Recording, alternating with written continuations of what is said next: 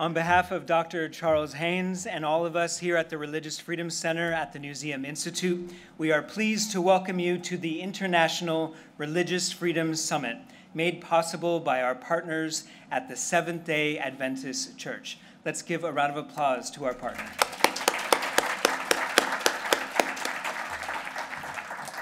We want to welcome all of you who have gathered here at the Newseum in Washington, D.C. We hope that during the break and during lunch, you'll enjoy the terrace overlooking the U.S. Capitol and the nation's mall. We hope that those of you who are joining us online, we are sorry that today has been sold out, but we hope that you'll engage us on Twitter. This is the hashtag we'll be using throughout today, and that is the Liberty Summit 16. Please visit us at religiousfreedomcenter.org to learn about our accredited graduate courses designed to prepare religious and civic leaders to become constitutional and human rights experts in issues in religion and public life. We begin today's summit with a reading from the Williamsburg Charter. This was signed by 100 national leaders in 1998 from many different ideological perspectives and many different religious and civic groups. This was written in the commemoration of the 200th anniversary of the Virginia's call for the Bill of Rights. We offer these words to meaningfully contribute to the tenor of the current U.S. presidential election.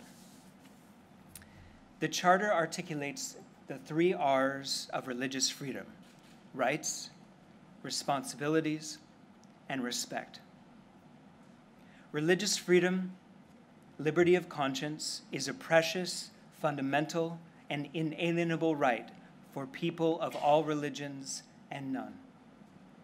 Central to the notion of the common good and of the greater importance each day because of the increase of pluralism is the recognition that religious freedom is a universal right, joined to a universal duty to respect that right for others. Rights are best guarded and responsibilities best exercised when each person and group guard for all others those rights they wish guarded for themselves. Conflict and debate are vital to democracy. Yet if controversies about religion and public life are to reflect the highest wisdom of the First Amendment and advance the best interests of the disputants and of the nation, then how we debate, and not only what we debate, is critical. In this spirit, we are honored to welcome you to the International Religious Freedom Summit. Please join me in giving a warm welcome to the organizer of this event and to your host, Dwayne Leslie, the Director of Legislative Affairs for the General Conference of Seventh-day Adventists.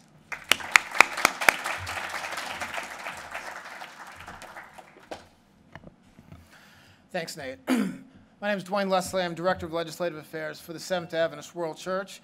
And we're really happy that all of you could come out today to be with us. We're really excited about this program. And we're really thankful for the work of Nate and Charles Haynes and the rest of the team here at the Newseum to really help this event go quite smoothly. So as Nate mentioned, we're live streaming today, and so we'd appreciate you sharing your comments with hashtag LibertySummit16. And I also want to give a special thanks to our donors who put this money for us to put this important event together. They want to stay anonymous, but I know they're watching right now. And so, again, we're very thankful for this opportunity to bring this important issue of international religious freedom before you today. So each of us has our own reasons for being here and for being interested in international religious freedom. However, you might ask, why is this important to the Seventh-day Adventist Church? Well, the reason is actually quite simple. Because the Seventh-day Adventist Church strongly believes in religious freedom for all people. We believe that a person's conscience, not government, should dictate his or her choice to worship or not. We've advocated for these goals for more than 100 years through our Department of Public Affairs and Religious Liberty. as we work with governments and international organizations around the world. The advocacy takes many forms. It may be fighting to release people from prison. It may be filing amicus briefs at the Supreme Court.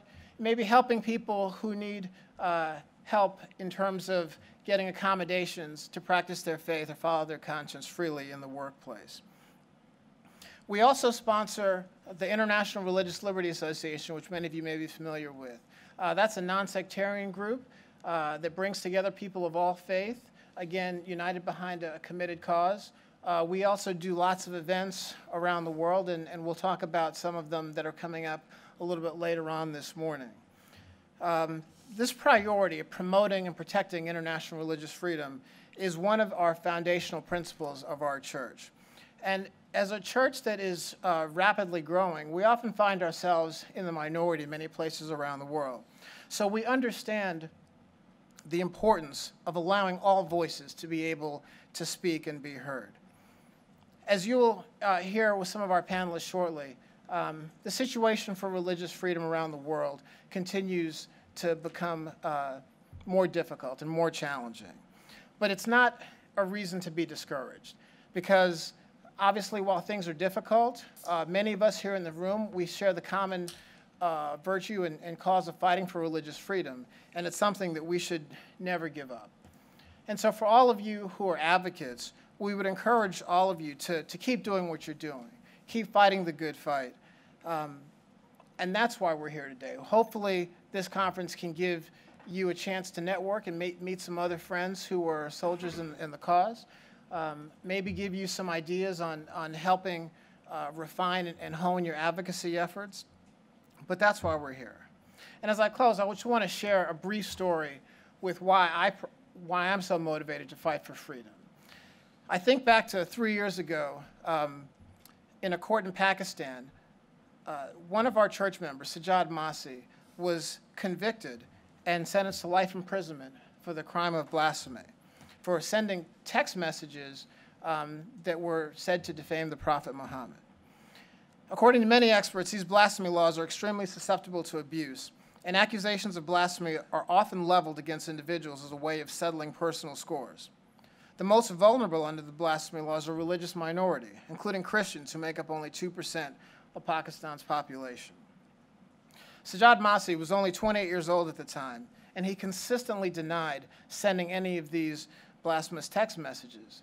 And so, in fact, when the case went to trial, under cross-examination, the accuser actually recanted his testimony and said that no such blasphemous texts actually were sent. But the judge, who was reported to be influenced by some of the community members, in spite of no evidence being presented at trial, Sajjad Masih was sentenced to life imprisonment. So fast forward to February of this year, when his case finally came up for appeal. So we thought, there's no evidence. The main accuser recanted his testimony at trial. And so we would think this should be pretty easy. But unfortunately, it wasn't that easy. What we found is that the members in the community actually threatened the lawyers that were handling Sajjad's appeal. And they said, if you go forward with the appeal, we will continue to, we'll bring violence to you and your families. So the case has been postponed yet again. That's why I'm here today. I'm here to fight for people like Sajjad Masih, whether they be in my faith or not, because religious freedom is for all people, and the freedom to believe or not to believe. And so I'll keep fighting for Sajjad, and I'm sure each of you in this room have similar stories. Thank you for being with us today, and we look forward to a great conference.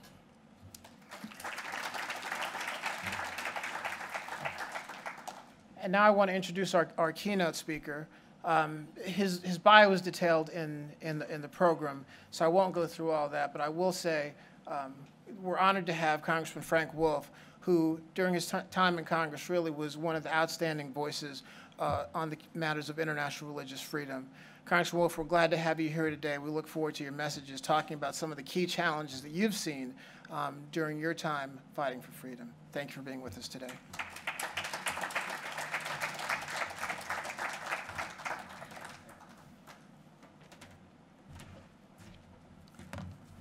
Thank you very much. Thank you, Dwayne, and thank you for the invitation to be here. In Ecclesiastes 4:1, it says, "Again I looked, I saw all the oppression that was taking place under the sun. I saw the tears of the oppressed, they have no comforter. Power was on the side of their oppressors." In Luke 4, Jesus said the Lord sent him to, quote, "proclaim freedom for the prisoners and to release the oppressed." Many of you might know the words of the song "The Boxer" that Simon and Garfunkel sang in Central Park. It says, "Man hears what he wants to hear and disregards the rest." There are cries of the persecuted that we in the West are refusing to hear.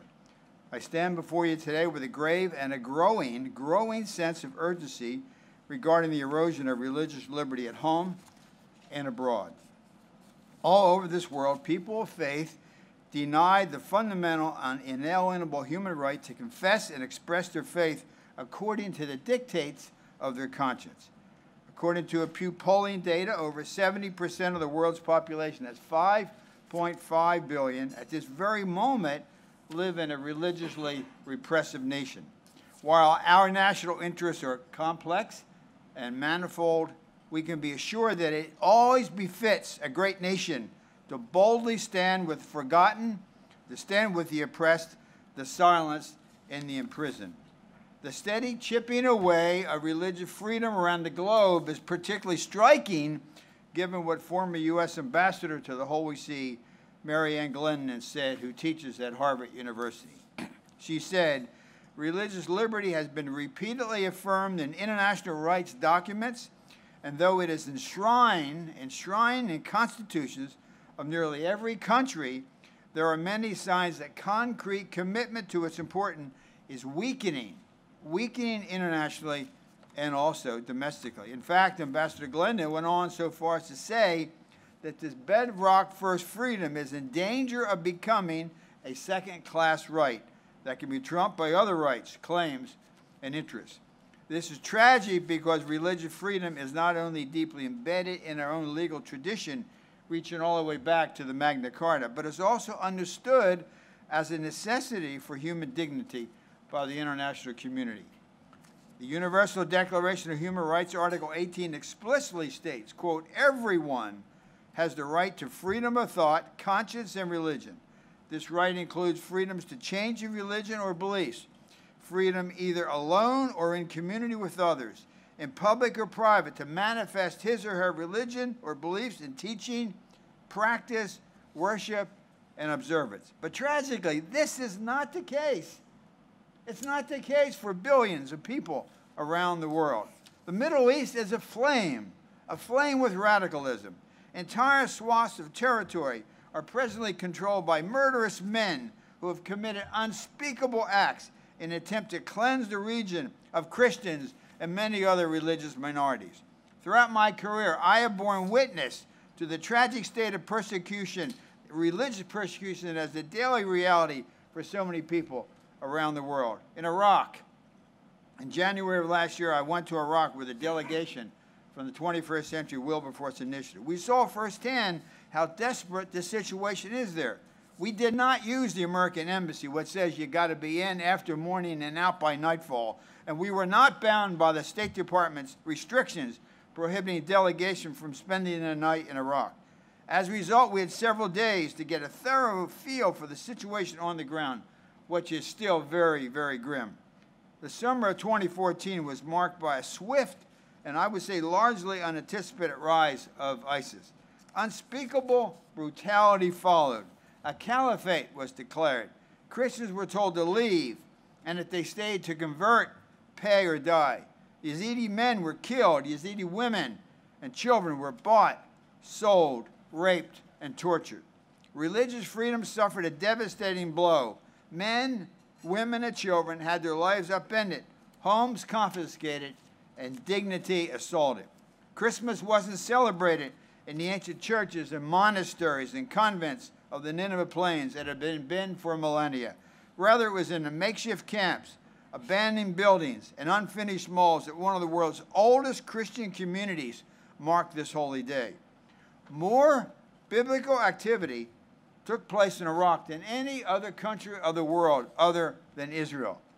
The great patriarch Abraham came from Ur in southern Iraq, which is now modern-day Nasiriyah. When I was there, they said, you know, this is Ur. And they took us to the site of Abraham's village. Isaac's bride, Rebekah, came from northwest Iraq. Abraham's son Jacob, grandson Jacob, spent 20 years in Iraq. And his sons, the 12 tribes of Israel, all were born in northwest Iraq. The remarkable spiritual revival portrayed in the book of Jonah occurred in the city of Nineveh, present-day Mosul, now controlled by ISIS. The burial tombs of Jonah, which was blown up by ISIS about 6 or 7 months ago. Nahum, whose tomb we saw while we were just a few miles from the ISIS-controlled front lines. Daniel and Ezekiel are all in Iraq, and many of the Christians in Iraq speak Aramaic, the language of Jesus. A phrase not often heard outside of the Middle East is first the Sephardi people and then the Sunni people. The Jewish community in Iraq numbered 150,000 in 1948. Now there are fewer than 10 elderly Jewish individuals living there. The Iraqi Christian community, which numbered 1.5 million in 2003, when the war broke out, now is at 250,000 and falling every day. Right now, Christian families are leaving Iraq every single day. Many of those who remain have become involuntary nomads in their own land, displaced 1, 2, or sometimes even 3 times. One man I met told me that he tried taking his wife to a hospital in ISIS-controlled Mosul so that she could receive treatment for her breast cancer. When they arrived at the hospital, they were met by an ISIS guard who refused to allow them the entrance because they were Christian. They were told that the price for entrance and treatment was conversion to Islam. They refused. They returned to the village 16 miles away. 10 days later, she passed away with her husband and 2 sons at her bedside. She was 45. One Yazidi man who we met with told us that his pregnant sister-in-law was captured and sold by ISIS. He said, quote, they were selling the virgin girls for $20. Unbelievable. In the city of Duhok, I listened to stories of 2 young Yazidi girls who had been captured by ISIS and later escaped. The stories were brutal. They were brutal. Several months ago, I met with one young Yazidi girl in my office in Falls Church. She had been raped by an American who had joined ISIS, who would show her pictures on his cell phone of his family back in the United States. In 1944, a Polish Jewish lawyer named Raphael Lemkin coined the word genocide to describe the Nazi policies aimed at the destruction of European Jews. I believe that what is happening in Iraq now is genocide. The legal definition, according to the United Nations Article 2 of the Convention on the Prevention and Punishment of the Crime of Genocide, says that it is genocide. It says any of the following acts committed with the intent to destroy in whole or in part a national, ethnic, or racial, or religious group as such. And it goes through the whole list. Killing members, causing serious bodily or mental harm, deliberately inflicting on the group conditions of life calculated to bring about physical destruction, a whole or in part, imposing measures intended to prevent births within the group, and forcibly transferring children of the group to another group. These are happening. This is what we have seen with regard to Christians, Yazidi, Turkmen, Chabak, and other religious minorities in the region. In March, the House of Representatives passed a resolution calling what is taking place in Iraq genocide. And then, to his credit, Secretary Kerry called it genocide. I want to thank Ambassador Saperstein and Special Advisor Knox Thames for their leadership on this effort. Had it not been for the 2 of them, I don't know what would have happened. I also want to thank the International Religious Freedom Roundtable for their effort. They really were involved. This group made all the difference. Pope Francis, Cardinal Dolan, Cardinal Wuerl have all called it genocide. The administration has called it genocide, and the House voted to call it genocide. But now what? When will the Senate and the United States and the United Nations make the same designation?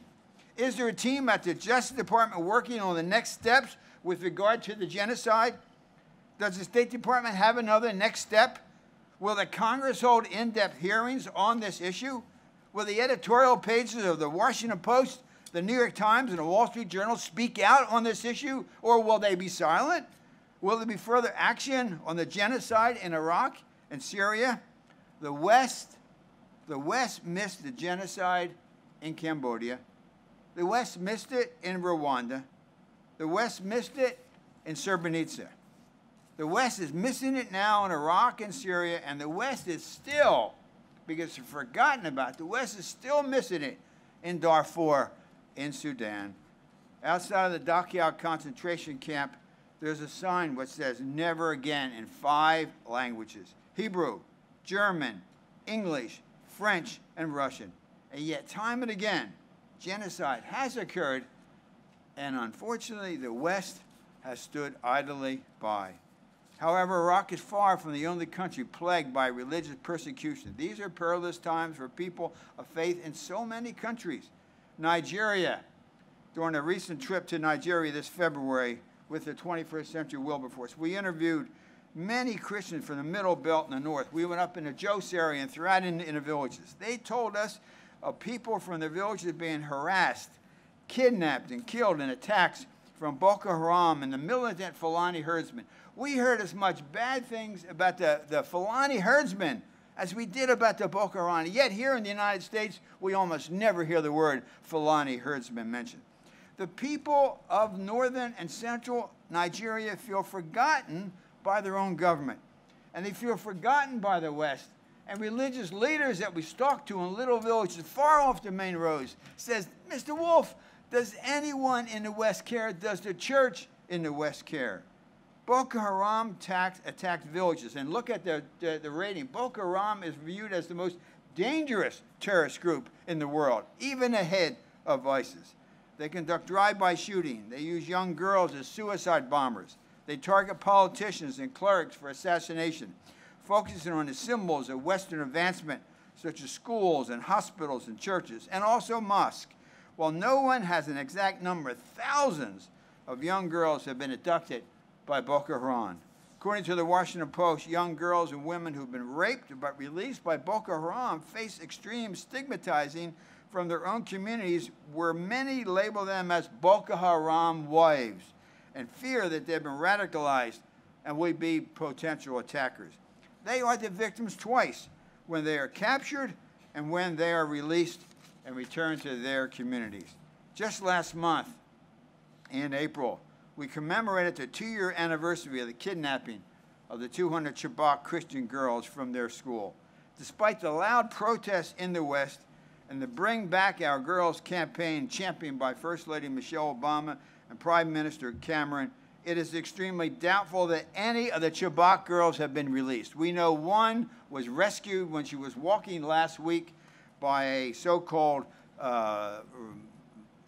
military group, and if you recall, she had one child with her who was 4 months old. And meanwhile, the outcry from the West has almost kind of disappeared.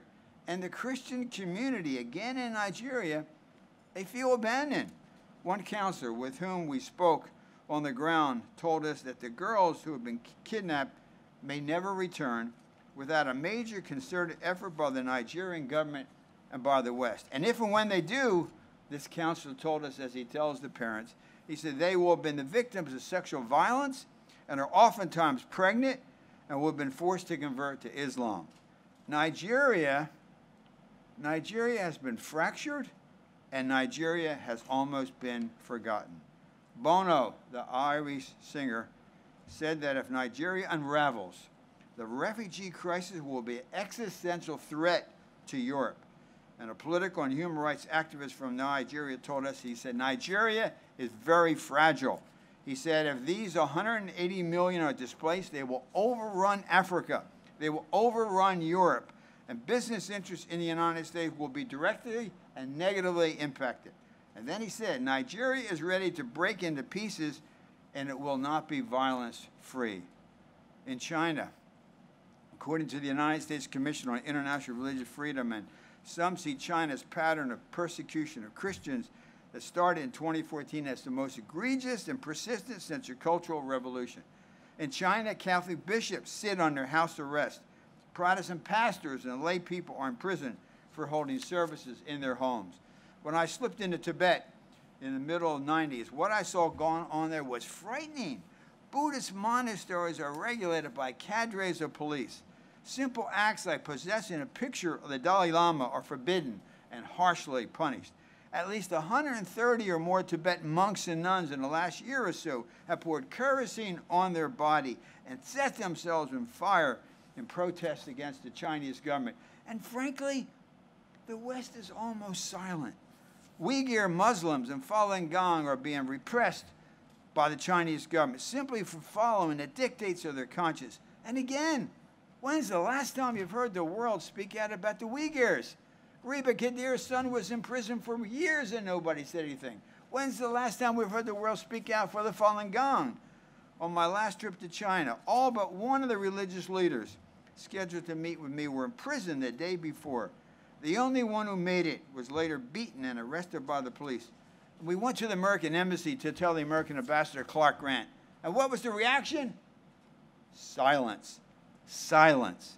This pattern has continued, and as we speak today, Christian lawyers and activists are still being arbitrarily arrested by the Chinese government, and you follow that 1,200 churches have had their crosses removed, and yet the West is silent.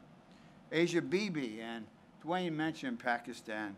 A Pakistani Catholic woman has been in prison since 2009 for making a public profession of her faith, for blasphemy, for taking a drink of water from a cup. She was in prison for an entire year before being formally charged and tried. In 2010, she was sentenced to death by hanging. She marked her 6th, almost 7th year in prison. And it's like nobody knows. I know Nina Shea I see out there and talks about it, but almost no one else talks about Asia Bibi.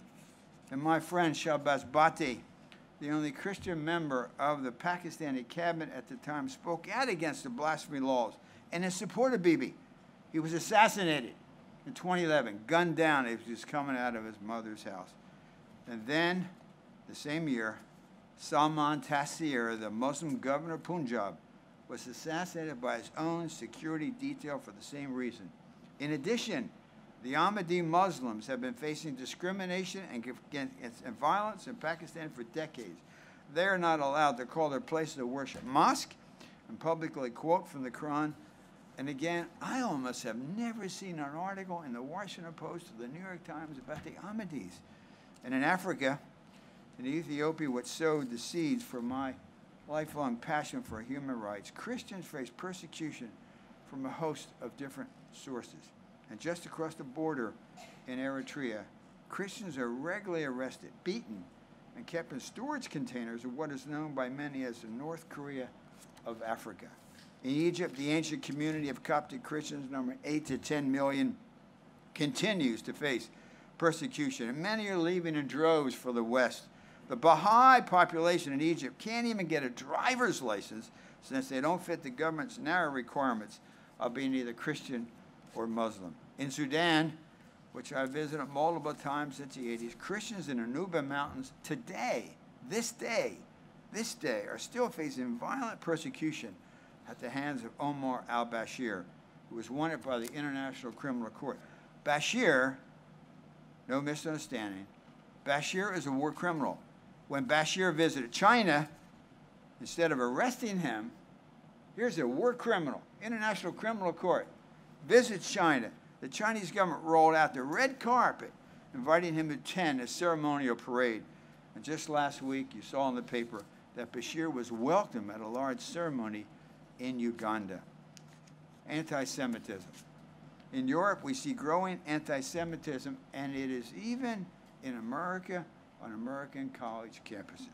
A recent study by Simon Wiesenthal Center finds an increase in anti-Semitism on college campuses across the United States. In a separate report from the U.S. Commission on Civil Rights from 2005, Natan Sharansky, a champion for human rights in the Soviet Union who spent nearly a decade in prison in the Perm Camp 35, called American college campuses, quote, islands of anti-Semitism, where young students are intimidated into silence. And, quote, Israel is epitomized as the epicenter of everything that is hateful in the universe, end of quote. A recent poll found that 54% of American Jewish college students witnessed or experienced anti-Semitic incidents last year. These incidents include vandalism, acts of violence, hate speech, and even cases of students being spit upon for supporting the existence of a Jewish state in the Middle East. We have seen in the past that the Jewish people have been the favorite scapegoat of tyrants who know that successful persecution of Jews also serves to intimidate others. And unfortunately, not many in the West are even commenting on this. This blatant disregard for the importance of religious freedom, coupled with a virtual silence on the part of many in the church in the West, has left faith communities in these countries feeling abandoned and doomed. Is the West, is the church, are Western governments truly troubled by the issue of religious persecution? I'm increasingly convinced that the discussion, or quite frankly, the lack thereof, among government leaders and opinion makers on this issue is simply a downstream manifestation of what is happening in the broader culture, and specifically the faith community domestically. One of the last bills that passed in Congress was a bill to set up a special envoy to advocate for Christians and other religious minorities in the Near East and South and Central Asia. Knox Thames fills that spot. I had a press conference with religious leaders who supported the bill, but my own denomination, the Presbyterian Church of the USA, refused to support the bill because they said it would offend the Muslims in the Middle East. If the church in the West fails to prioritize the plight of the church globally, if it fails to mobilize and sensitize its followers to the constant ongoing suffering, can we reasonably expect our elected officials to do so? In Dr. Reverend Martin Luther King's letter from a Birmingham jail, he admonishes the clergy in the church by stating, quote, he said, "I must honestly reiterate that I've been disappointed with the church." He said, when I was suddenly catapulted into the leadership of the bus protest in Montgomery, Alabama a few years ago, he said, I felt we would be supported by the white church. I felt the white ministers, priests, and rabbis of the South would be among my strongest allies. And then he continues, he said, instead, some have been outright opponents. All too many have been more cautious than courageous and have remained silent behind the unnecessary security of stained glass windows. And then he ends by saying, in deep disappointment, I wept over the laxity of the church. But be assured, he said, my tears have been tears of love. We need to be clear-eyed about the times in which we live, to be thoughtful about the challenges and prayerful about a response, and never being satisfied, allowing religious persecution to remain a global norm. The issue of human rights and religious freedom in our country used to be, I want to stress again, used to be a bipartisan effort. Some of the great leaders and legislators of the second half of the 20th century made the promotion and protection of global human rights a bipartisan issue.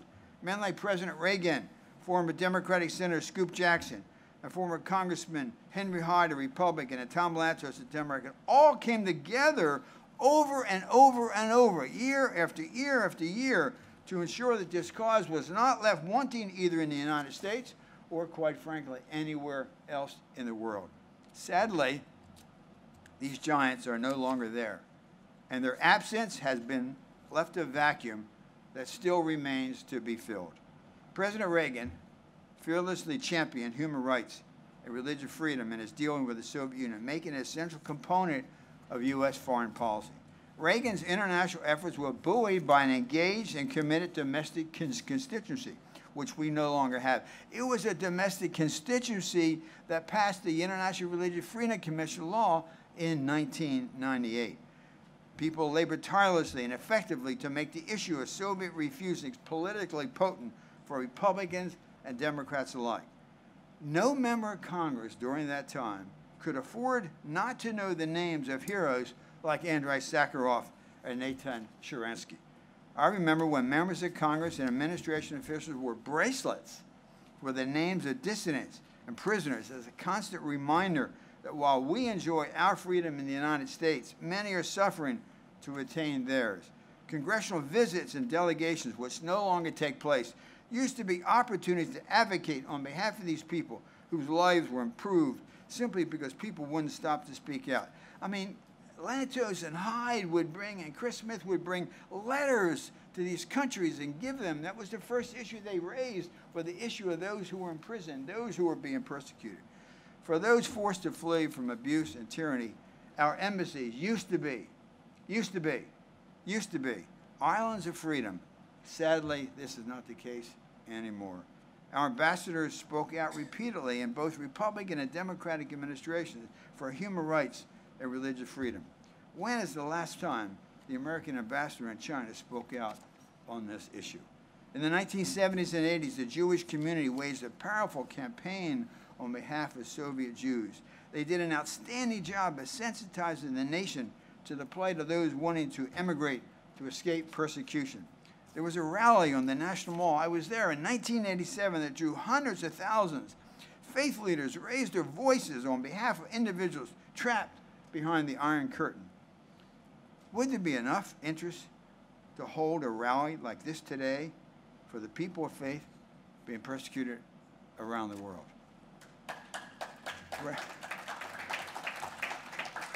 President Reagan said that the words in the Declaration of Independence and in the Constitution were a covenant we have made not just with those gathered in Philadelphia, my hometown, in 1776 and 1787, but with the world, with the student protester in Tiananmen in 1989, and with a displaced Iraqi nun in 2016. But that covenant is now being shredded. Despite an increase in abuse, an increase in killing, and an increase in the number of refugees globally, there is no comparable mobilization happening now. I believe the church in the West is not at this moment. There are some exceptions, but the corporate church in the West is not burdened by the great injustice of religious persecution. Without hearing from the faith base, the political leadership will not move on it. There should be an overwhelming interest and focus on this issue, not because we're driven by guilt, but because we're motivated by our faith, not because of some tired sense of obligation, but because of environment biblical mandate. Central to a person's dignity is their ability to worship and act according to the dictates, as Dwayne said, of their conscience. I am convinced that as the persecuted become more than faceless, nameless victims in distant wars and hard-to-pronounce prison cells, and as we commit to knowing their stories, weeping at their wounds, interceding on behalf with prayer and advocacy, that we will find ourselves here in America shaped by the assurance of the faith. Having been with many of these people in dark corners of the world, as many of you have, I know the church in the West and all of us in the West have much to learn from them, not only how they endure persecution, but how they continue to unashamedly live out their faith. Dr. Martin Luther King said famously that in the end, he said, in the end, we will not remember the words of our enemies, but the silence of our friends. Are we the friends of the persecuted? And German Luther pastor, an anti-Nazi dissident who was hung just 2 days before the end of the war, Dietrich Bonhoeffer said, quote, silence in the face of evil is evil itself. He said, not to speak is to speak. Not to act is to act. Are we speaking and are we acting? Thank you very, very much.